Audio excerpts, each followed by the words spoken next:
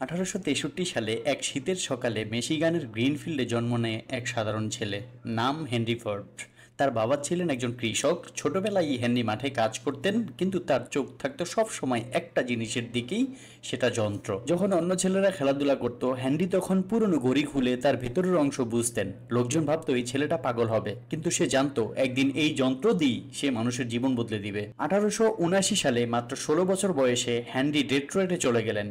সেখানে এক মেশিন ওয়ার্কশপে শিক্ষানবিশ হিসেবে কাজ করেন। দিন রাত মেশিন নিয়ে কাটাতেন, কিন্তু মাথায় তখনও একটাই স্বপ্ন, সবাই যেন গাড়ি চালাতে পারে, শুধু ধনী নয়। তখন আমেরিকার গাড়ি মানেই ছিল বিলাসিতা, একে চালাতে পারত কেবল ধনী ব্যবসায়ী বা রাজনীতিকেরা। কিন্তু হেনরি ফোর্ড চেয়েছিলেন এমন এক গাড়ি বানাতে যা সাধারণত মানুষ কিনতে পারবে। 1896 সালে অনেক ব্যর্থতার পর তিনি নিজের হাতে বানালেন প্রথম কোয়াড্রিসাইকেল, একরকম 4 চাকার মোটর গাড়ি। লোকজন অবাক হয়ে গেল, কিন্তু বিনিয়োগকারী পেলেন না।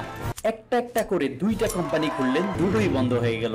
সবাই বলল তুমি ব্যর্থ, কিন্তু হেনরি বললেন আমি ব্যর্থ হইনি, কেবল শিখেছি কোন পথে কাজ হয় না।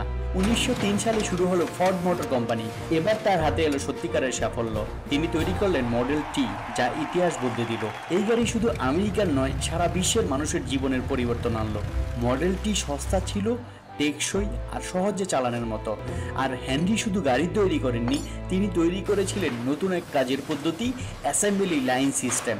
এই পদ্ধতিতে গাড়ি তৈরি করতে সময় কমলো, খরচও কমলো, ফলে সাধারণ মানুষ গাড়িও কিনতে পারলো। 1914 সালে হেনরি ফোর্ড ঘোষণা করলেন তার কর্মীদের তিনি প্রতিদিনের মজুরি দ্বিগুণ করবেন। তখনকার আমেরিকায় এটা ছিল অবিশ্বাস্য সিদ্ধান্ত। লোকেরা বলল সে পাগল হয়ে গেছে, কিন্তু হেনরি জানতেন খুশি কর্মী মানে ভালো কাজ। ফলাফল, তার কোম্পানির উৎপাদন বেড়ে গেল দ্বিগুণেরও বেশি।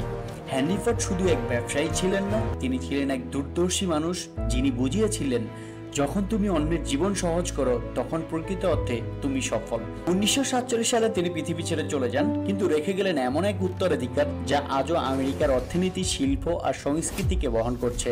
একজন সাধারণ কৃষকের ছেলে, যার হাতে শুরু হয়েছিল আধুনিক আমেরিকার চাকা।